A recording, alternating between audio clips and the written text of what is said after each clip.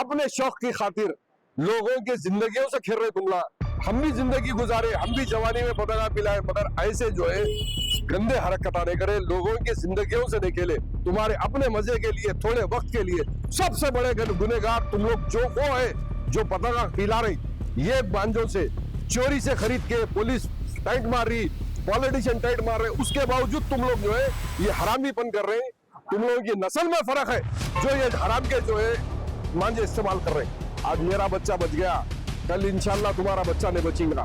जो ये मांझों से पतंगा पिला रहे ना, मेरे दिल से बद्दुआ है उनके लिए और उनकी आल औलाद के लिए। नहीं नहीं नहीं नहीं, कोई भी माँ बाप नहीं चाहता। नहीं, ये जो खरीद रहे ना, ये लोग जिम्मेदार है।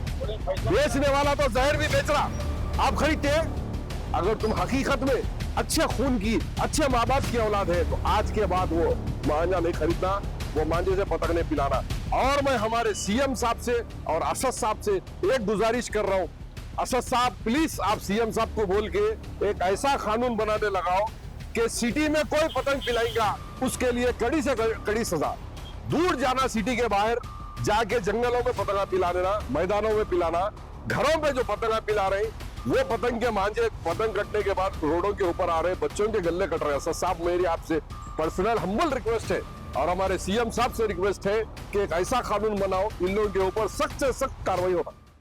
हैदराबाद में चाइनीज मांझे से खतरनाक हादसा, बच्चे की बाल बाल बची जान, दिल दहला देने वाली वीडियो वायरल। आप देख रहे हैं एवरी टाइम्स न्यूज। नजर डालते हैं खबर की तफसील पर। शमशेरगंज रोड पर पेश आने वाले अफसोसनाक वाकये में एक बच्चा चाइनीज मांझे की लपेट में आ गया, जिसके नतीजे में उसकी गर्दन और पैर शदीद तौर पर जख्मी हो गए।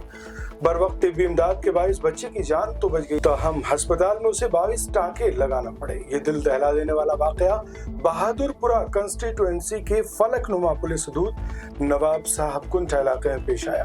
वाकये की वीडियो सोशल मीडिया पर वायरल है, जो इतनी खौफनाक है कि इसे यहाँ दिखाना मुमकिन नहीं। मुतासरा बच्चे की शनाख्त जमील के तौर पर हुई है। बच्चे के वालिद ने इंतहाई दर्द भरे लहजे में चाइनीज मांझा तैयार करने वाली कंपनियों और इसे फरोख्त करने वालों से अपील की है कि वो इस जानलेवा कारोबार को फौरी तौर पर बंद करें, क्योंकि ये मांझा बच्चों की जानों के लिए खुला खतरा बन चुका है। इधर खैरतवाज से मिले दानम नागेंद्र ने भी चाइनीज मांझा फरोख्त करने वालों के खिलाफ सख्त कार्रवाई की वार्निंग दी है। उन्होंने ऐलान किया है कि ऐसे अनासिर की निशानदेही करने वालों को इनाम दिया जाएगा। ये वाकया इंतजामिया, वालिदैन और मुआशरे के लिए एक वाज़ेह इंतबाह है कि अगर चाइनीज मांझे के खिलाफ फौरी और मौसर इक़दाम न किए गए तो मजीद कीमती जानें खतरे में पड़ सकती हैं। अस्सलाम वालेकुम रहमतुल्लाहि व बरकातहू। जहाँ शमशेरगंज रोड पे वो मांझे से जो है मेरे बच्चे का गला कट गया। खैर अल्लाह का क्या करम था, मेरे मालिक का एहसान है। बड़ी मुश्किल से छोटी मुश्किल पे आए, थोड़ा सा गला कटा, मगर मेरे को 22 टाके लगे और मेरा बच्चा मरते मरते बचा। मैं कंप्लेन इसीलिए नहीं कर रहा हूँ क्योंकि पुलिस वाले तो उन लोगों का बेस्ट कर रहे हैं, जितने भी ये चाइनीज मांझे बना रहे हैं उन लोगों के पास रेडा डाल रहे हैं, वो कर रहे हैं।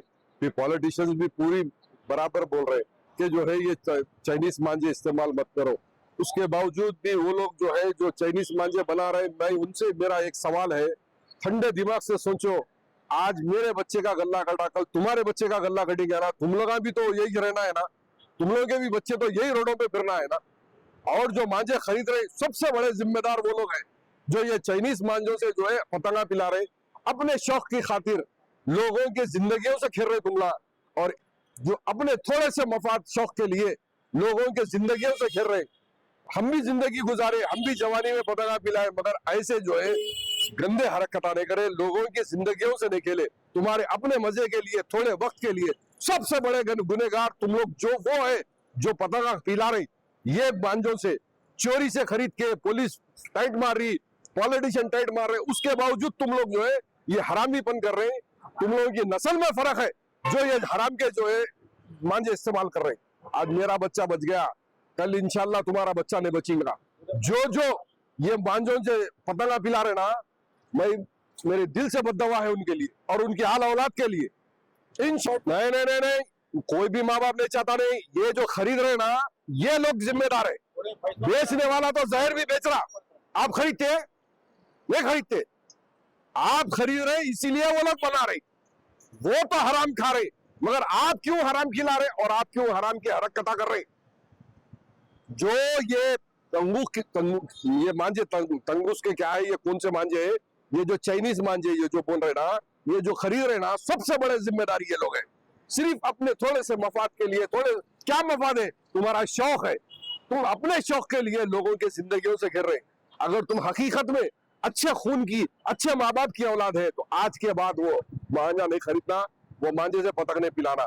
और मैं हमारे सीएम साहब से और असद साहब से एक गुजारिश कर रहा हूँ, असद साहब प्लीज आप सीएम साहब को बोल के एक ऐसा कानून बनाने लगाओ कि सिटी में कोई पतंग पिलाएगा उसके लिए कड़ी से कड़ी सजा।